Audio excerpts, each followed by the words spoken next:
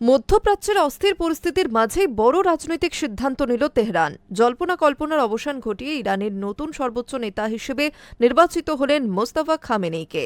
তিনি প্রয়াত সর্বোচ্চ নেতা আলী খামেনেইয়ের পুত্র। মধ্যপ্রাচ্যের অস্থির পরিস্থিতির মাঝেই বড় রাজনৈতিক সিদ্ধান্ত নিল তেহরান। জল্পনা কল্পনার অবসান ঘটিয়ে ইরানের নতুন সর্বোচ্চ নেতা হিসেবে নির্বাচিত হলেন সৈয়দ মুস্তাফা খামেনেই।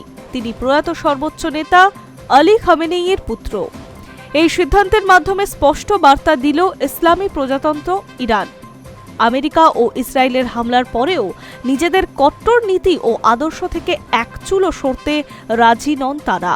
ইরানের সংবিধান অনুযায়ী দেশের সর্বোচ্চ নেতাকে নির্বাচন করে 88 সদস্যের বিশেষজ্ঞ পরিষদ বা অ্যাসেম্বলি অব এক্সপার্ট, সেই নিয়ম মেনেই ভোটাভুটির মাধ্যমে মোস্তাফা খামেনেইকে দেশের তৃতীয় সর্বোচ্চ নেতা হিসেবে বেছে নেওয়া হয়েছে।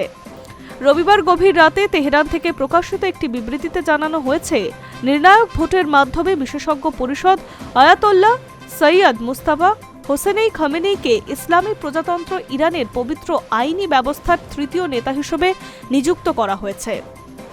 এই পদে বসার ফলে ইরানের রাজনীতি, সেনাবাহিনী, বিচার ব্যবস্থা থেকে শুরু করে রাষ্ট্রনেতা, কৌশলগত সিদ্ধান্ত সব ক্ষেত্রেই তার ক্ষমতা হবে সর্বোচ্চ, ঠিক যেমনটা এতদিন ছিল তার পিতা আয়াতোল্লাহ আলী খামেনেইয়ের ক্ষেত্রে।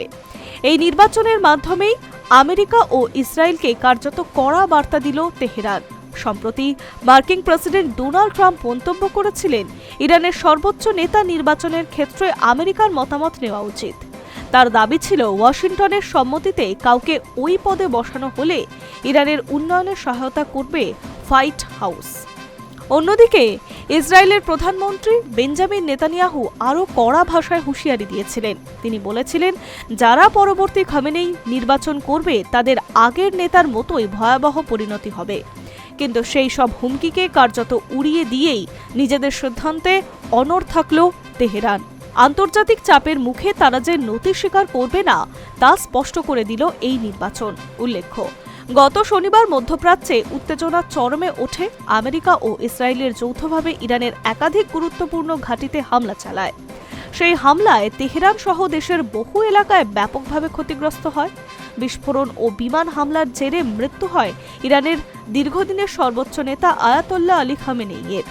এরপরেই পরিস্থিতি আরও ভয়াবহ রূপ নেয়। পাল্টা জবাব দিতে শুরু করে Iran.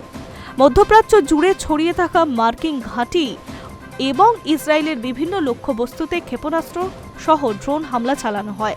Kuwait, Bahrain, Oman, Jordan, Iraq, সংযুক্ত আরব আমিরশাহী, সৌদি আরব, সিরিয়া এবং তুরস্কের আকাশপথেও ব্যাপক উত্তেজনা ছড়িয়ে পড়েছে। এই সংঘাতে ইতিমধ্যেই ইরানের মৃত্যুর সংখ্যা 2000 ছাড়িয়ে গিয়েছে বলে বিভিন্ন সূত্রের দাবি। আহত হয়েছেন আরও হাজার মানুষ।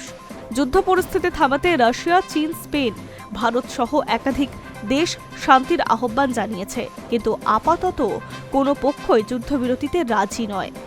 নতুন সর্বোচ্চ নেতা হিসেবে মোস্তাফা খামেনেইয়ের দায়িত্ব গ্রহণের ফলে মধ্যপ্রাচ্যের এই সংঘাত আগামী দিনে আর কোন দিকে মোড় নেবে তা এখনই বলা যাচ্ছে না, তবে সেই দিকে তাকিয়ে রয়েছে গোটা বিশ্ব। Hi news network.